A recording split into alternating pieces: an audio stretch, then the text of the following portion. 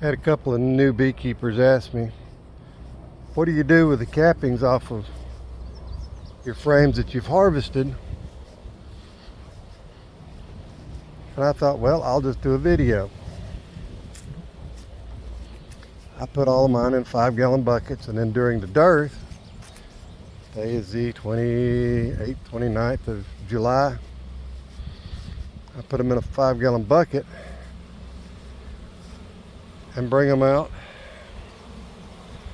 and put them here. I'm not going to get too close because these girls think they're defending something. They might light me up. I'm about 5 foot away. In shorts and a t-shirt. No shoes. That's what I do with the cappings. We'll step back a little bit. Yeah, I know it's open, and we're just that far from, those are the closest hives, and then there's one over there.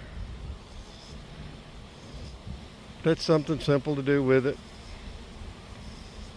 I'll come out here probably tomorrow morning. The bucket I've had them in still got a little bit of honey slurried in the bottom of it, so I'll add a little water to it and pour it over it, because they'll mull over those cappings for another day before I take them up, and they will be just as dry can be.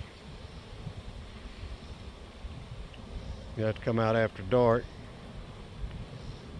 because I mean, even though they're dry, they're still going to be going over them, because during the dearth, talking at the bee club last night, and the guy said that he's got sumac blooming. Oh, that sumac down here's done stopped. I mean, you can see the Japanese mint over there. It's still a little bit of blooms on it, but that's about it. But that's what I do with the cappings. Let the bees have it back, because I do not pull honey from the queen and nuke yard.